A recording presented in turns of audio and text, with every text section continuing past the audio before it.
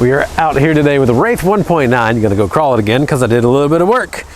If you look at the last video, I had actually printed a new tray for the battery so that I could fit this beefy 5200 milliamp hour pack in there, 3-cell from Helios RC. And I also replaced the servo with our SHV 500 LP in the limited edition purple down there. And it is time to go crawl. It's supposed to get up to about 70 degrees today, and it hasn't yet. Thus, my shorts and hoodie attire that I have. But it's comfortable, although not as comfortable as inside the shop, which is almost 90 degrees because I've been running the heaters. And the heaters don't yet have temperature control on them, but we are working on that with another company that has come out with a controller specifically for the type of heaters that I use.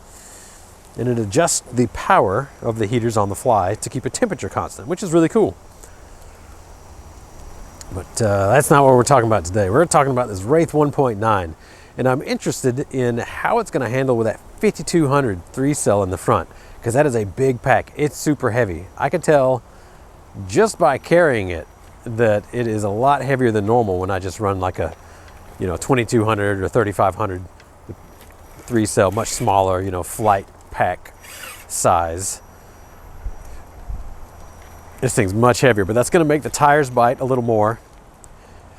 The foams are a little hard, I would say, on this. You can see it's just not conforming very much, but it's so far not having a problem. Just like last time, still running that Magnum 540 13 turn BRXL ESC. And now we don't have a stock servo. We smoked that servo last time. Absolutely broke the gears. Just didn't play nice.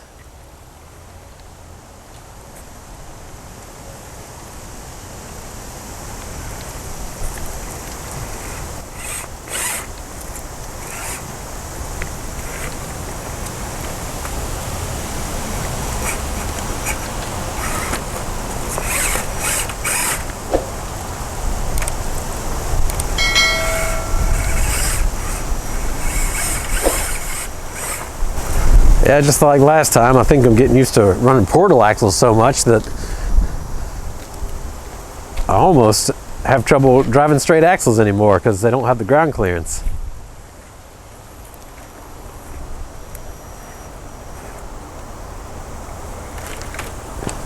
That's my bad though. I just need to drive this rig more.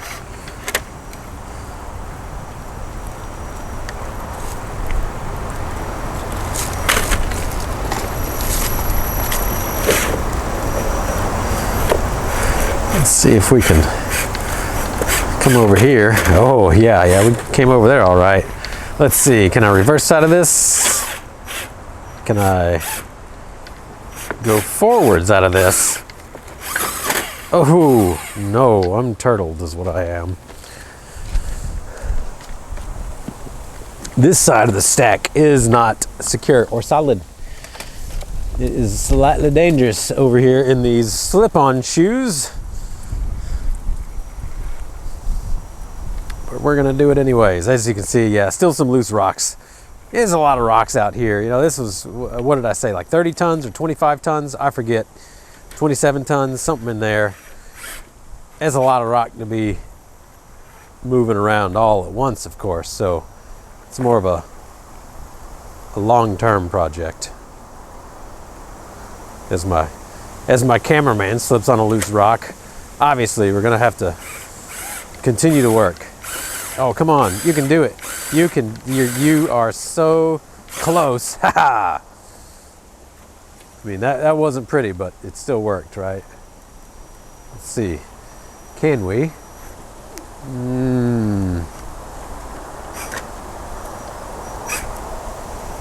There we go. I don't want to go that way. There we go. That's the way I want to go. Yeah, so much focus to drive this rig and not constantly hang up on everything. I'm just like going from front pumpkin to back pumpkin to front bumper back to the rear pumpkin. You just have to place the tires specifically on every single point.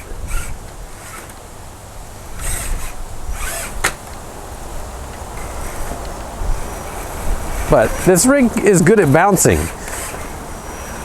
As a matter of fact, the really old video that we shot that was why you want a certain amount of wheel speed, I showcased it with this rig because it bounces so well that there's objects you can't get through. You just can't get through without a minimum amount of wheel speed.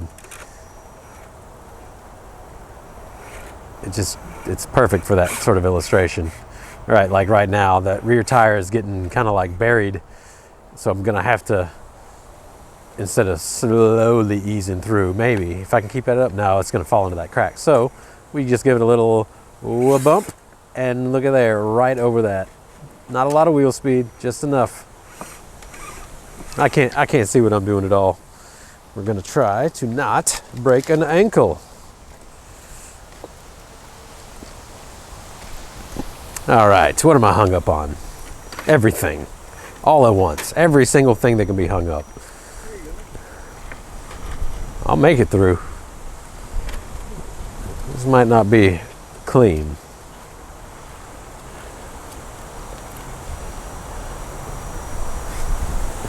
Yeah. Man, I wonder what the runtime would be with this 5200 in there.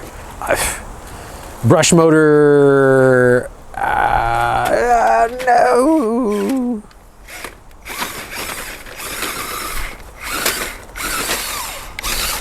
Oh, hey, I got it. Just a little helping hand by your legs. With the brush motor, I would guess maybe 2 hours. Brushless motor, practically double in a lot of cases. If you don't use the extra power and wheel speed, at least. If you keep the same wheel speed.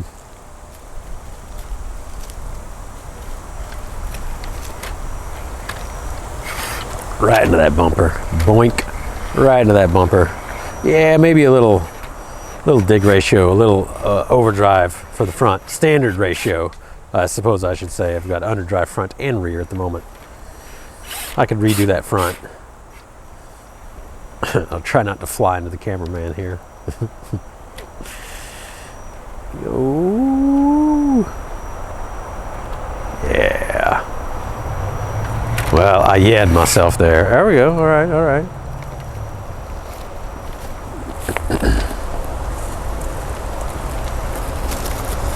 Now, I was trying this last time. I came with a better line at least. So if we can get up on that. Now I'm gonna have to somehow float that front tire all the way over. Oh, that's what I wanted to avoid. All right, we're gonna reset that. It was so close. I just wasn't paying quite enough attention. All right, so we gotta hook that front. And when that passenger falls, I've got to have it fall on the rock. Bam, just like that. All right, so now can we get our rear end to scooch around without falling? It's gonna be tough. This is,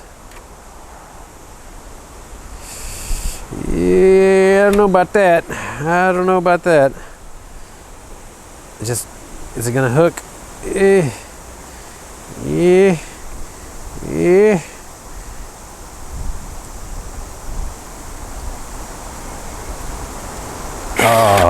Oh well.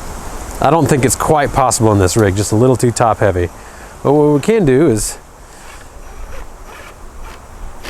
unwedge ourselves and straddle this crack. I guess this is probably the direction that I should go with this rig.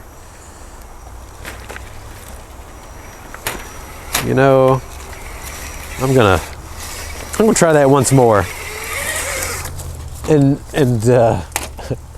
do what I know should probably be done instead. So we'll get to this. We're gonna drive up. Can I? No. Okay, so we learned that. Too wide of a crack.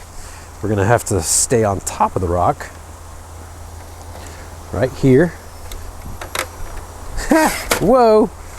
All right, this is a little harder than I expected. That's all right. Nothing wrong with a little tough driving, right? So Okay, this angle might work. We go to the small rock first. And the question is, can I force my way up the big rock? Can I straddle that big rock?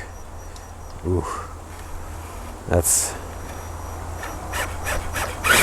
I mean, I'm getting through. It wasn't the straddle that I was looking for, but these are not the straddles that you're looking for. You're going to let us through. Right, well, it's crawling. The servo is doing a great job. The battery, I can tell the extra weight. I mean, it's got such bounce to it. I mean, I can probably we just rock bounce all the way through this thing.